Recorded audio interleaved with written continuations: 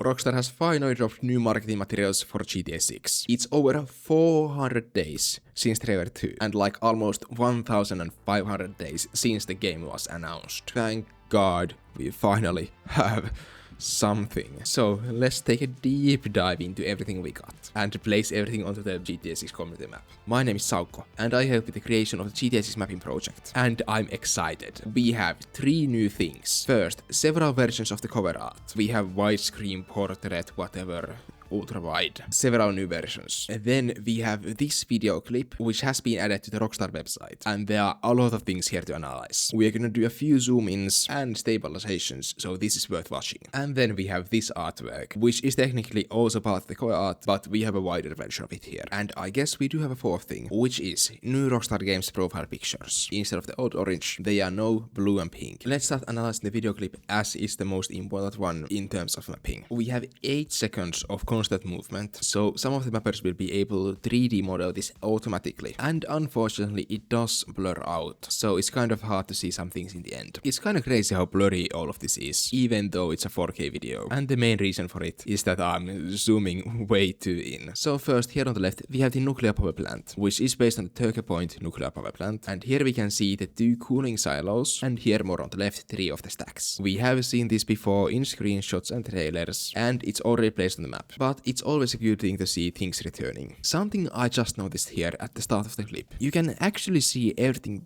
bend somehow. I don't know what causes this. Rockstar might be using it to hide something, or it's a simulation of the planet's curvature, which would be insane. And next to the power plant, we can see a highway here, as there are a lot of cars going through it. And it's the same highway that we have already seen going to Kilento. And on the background, we might actually be seeing Kilento and bits of the sea. These lights are also part of the highway, and we can see a building peeking around the corner here. Still, we can't tell much more about this area. Then these colored lights are probably lights of mansions from the Gables estates, which we saw in trailer 2 in this scene. And these mansions are already on the map, but with this shot we will be able to refine the coastline more. Then this bright thing is the tennis stadium, and it's blocked by a tree in the middle here. And it's already on the map. So some of this mush is the Catalan key, and it should continue to the left. And here a bit closer we have the Virginia key. You can see the Virginia key bay here, and here's the wastewater treatment plant, which is already partially on the map. But once we figure out the accurate location of the camera, we'll be able to make these islands more accurate. And then this bridge here is the same bridge as we saw in trailer 1.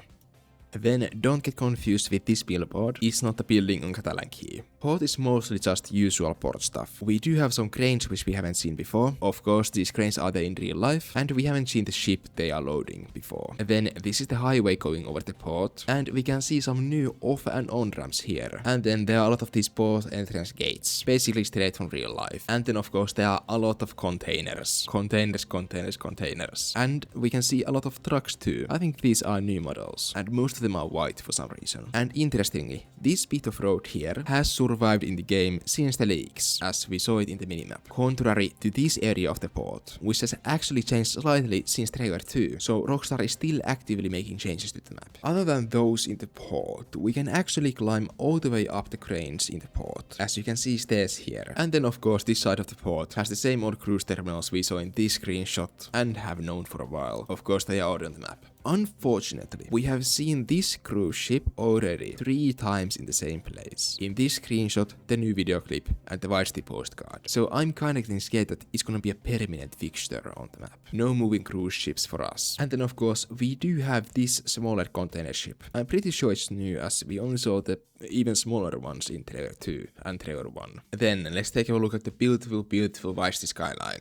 Basically all of this has already been mapped because, you know, we have seen this a lot. So I'm gonna pick out the most interesting things and if some things have changed. The leftmost buildings are of course from Coconut Grove. This building is the same one as in this screenshot, and basically all of these buildings are from the Teguesta Key. And on the back we can see the tallest building in Vice City, the Four Seasons Hotel. There are a few buildings with some active lighting, which looks cool. And then these lights are the Intercontinental Miami. It is not a LED screen, it's just basically light from the windows of the building, so nothing too special.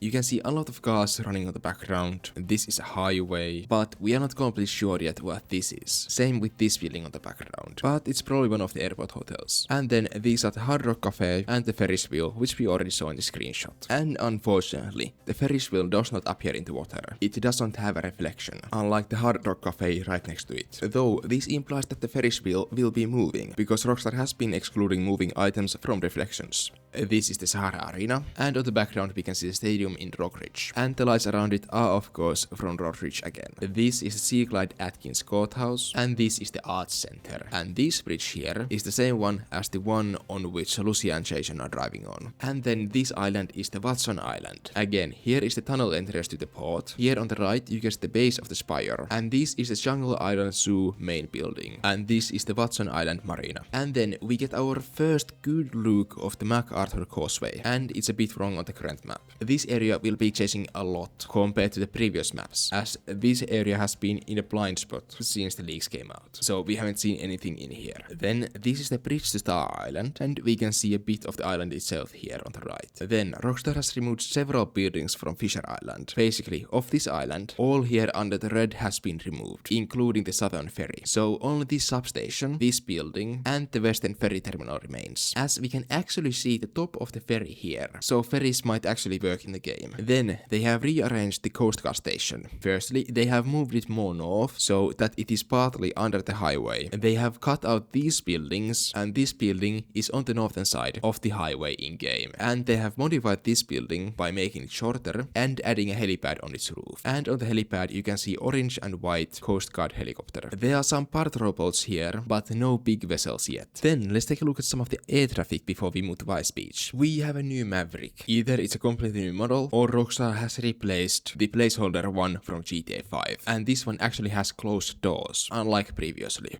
This airplane is clearly diving for the northern runway of VCIA, and this one for the diagonal runway. This is the Swift, and holy hell, these planes are flying high. It looks like they are flying higher than in GTA 5. Then let's look at the end of the clip, where we can see a part of Vice Beach. And actually, before we get into that, let me actually show you where the video takes place on the map. Yanis has already eyeballed a location for the camera on the community map, but this isn't completely accurate or based on reverse triangulations. So the camera is in between Murana Grande and the Aposhi condo, and it's facing pretty much to the west, and the camera is heading towards the east. And Eren Lex, based on some initial calculations, has been able to make a projection of one of the frames in the clip. And keep in mind, this is only accurate at sea level, because the projection is done at sea level. So this can only basically be used to map the water. Very cool stuff anyways. And then we finally get a good look at the marina here. It is downscaled compared to real life, but it keeps the important features like the jet ski rental. This screenshot also shows a mistake on our map, as this building, the main marina building, isn't actually in the game, so that's gonna get removed. And then we can see several small yachts, both docked and at the sea. You can actually read more about those at the GTA Wiki, on gta.wiki. If you look at the GTA Wiki, make sure you are not using the fandom version of the wiki, as that is not currently getting updated, as all of the editors moved to an independent website. Then I'm pretty sure this parking lot does not have a real life counterpart, at least one that is similar shaped. And then of course at the base of the Murano Grande, there is the tennis court and its swimming pool with a pink floaty in it. And then this path is this path in real life leading to the marina, and next to it the same pool. The pool lights are very beautiful, but all of the people we see in this clip are just standing still, which looks kind of weird. And then the Aposhi condo. We can see pretty well in the buildings here, and those interiors are basically confirmed to be parallax interiors, so 2D images made to look like 3D images. The biggest giveaway is this room, as there is a solid wall here, but that wall should be a window. So if you look at it from this side, it's a solid wall, but if you look at it from the other side, it's a window. So clearly parallax interiors here. However, at least the rooftop is accessible. Then slightly more inland, we have these cranes, which are constructing the Maria condos, two of the buildings. One of them is less built than the other one. This one only has some roof things that need to be finished, and this one is still basically completely under construction. They have changed the layout of these buildings compared compared to real life. In real life they are basically side by side, but in game they basically make a 90-degree angle. And I don't want to go edit that, and I was actually wrong, as this building closer to the camera is actually the One Ocean condominium. The condo has been flipped 180 degrees, and you can see the curve here and the bridge here. So it is definitely the same building. So there's only one Maria condo building, and then the other one is the One Ocean condo. Both of them were under construction in 2015, when most of the scouting for the game was done. And all of that will be in this area of the map. Then the final thing about this clip, and I actually skipped it before on purpose, is the things we see beyond the city. I am sorry because these zooms will be horrendous. It's gonna get so blurry. First, we can see a new highway here. The cars are clearly moving on it. It should be located around here on the map, so some of this has to change. And the speculative layout might be completely wrong here. And of course the highway is crossing the hill east of Port Gelhon. There are some slightly taller things here, which could be water towers or something else. And there appears to be a pretty big white building here. And then of course we do see some of the hills here too, but they don't even extend to the Starlight Motel. So these are relatively low, about 100 feet or 30 meters tall hills. Then we can move on to the next order of business, which is this artwork of Jason and Lucia. And the artwork is pretty infuriating, as depending on which size you are looking at, the artworks are different. And it's most easiest to notice based on the birds, as in this one they are here, and in this one they are on the left side. And some of them show different things. The ultra-wide one is the best one, as it shows most of the city skyline. And then the phone or tablet versions, as they show more of Jason and Lucia. Here is the combination of the ultra-wide and tablet version of the artwork.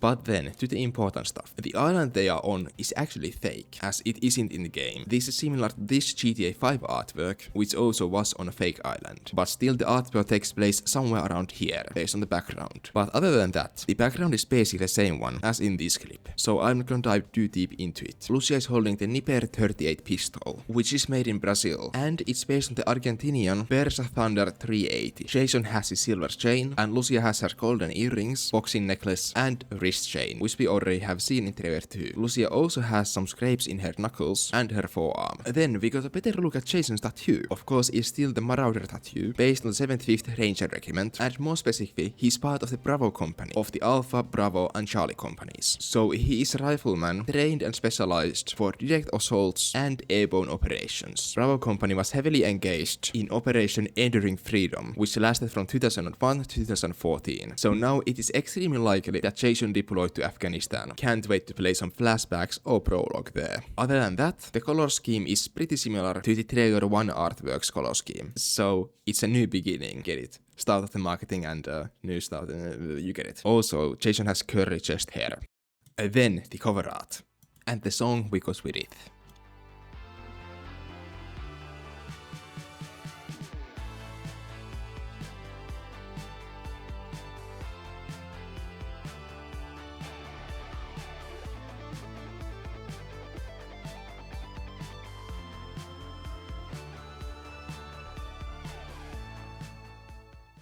The guitar solo sounds heavenly, and the song has its 80s vibes, but it still has a modern composition, so it feels both new and old at the same time. And the artwork tells the same story, as if we compare the cover to the GTA Vice City cover, they have basically the same things. Helicopter top left and a motorbike on the top right as usual, cover girl on the left, then a yellow Lamborghini on the both of them, then Raul and Lance are wearing the same clothing, a white suit with a pink shirt, and the angle of the boat is the same, so it's a clear reference to the GTA Vice City cover art. And then let's analyze each of the shots of the cover art. And this is pretty difficult, as once again, different sized and shaped cover arts show different things. This is very clear with Raul, as you can see more of his body in the ultra-wide version. But let's start with the helicopter. On the background we can see the Four Seasons Hotel and the Teguesta Key. So this artwork takes place over the Catalan Key. This helicopter is the Sea Sparrow, which was first introduced in GTA Vice City. Additionally, it has a mounted minigun, which is in a completely new position compared to any previous GTA game. Then, let's take a look at Raul. There's nothing much special here. He has a Duke AR-15, he is wearing the white suit with the purple shirt, and he's in front of the same bank which Jason, Lucia, and Raul were robbing in trailer 2. This clip takes place after the artwork, as Raul has gotten rid of his jacket, and he does have a Cooltor earpiece here, and his weapon does have attachments, so that's cool. Then with the speedboat, the place of the flamingo actually changes based on which cover art you're looking at. Inconsistent Rockstar. and there's 5 people on board it, and it looks like they're popping a bottle of champagne. Then Booby Ike ore farming just like usual, with all of his golden jewelry. And then the gator. It's a gator, but it's probably the only piece of art on the cover art which is outside Vice City, which is extremely weird, as the game has areas like the Keys, Port Kelhon and Mount Calaga, and they only feature things from Vice City and one thing from the Grassy Rivers. Then the motorbike. This is the new Alvino V1, and we have already seen it a few times. However, this livery is completely new. On the background we can see a Vice City Police Department buffalo. We saw the logo in the leaks, and it's a palm in the wind. And the artworks are located somewhere in Stockyard, we are not completely sure yet. Then the yellow Lamborghini, it's on the Ocean Drive, and it's a completely new unknown model of Pegasi, so it hasn't been in GTA 5 yet. Of course the Broadwalk is in the background, and we get to see a new hotel name. Previously we thought this hotel was Paramount, however it's actually the Paramour. You can google yourself what that means if you want to. I'm just gonna tell you that YouTube doesn't like it. And then finally the cover girl. She is wearing a cut jersey with the number 6. There are a few options of whose shirt this might be. First, Jay Cutler, who was an American football player who played for the Miami Dolphins for his last season. The color scheme is extremely similar.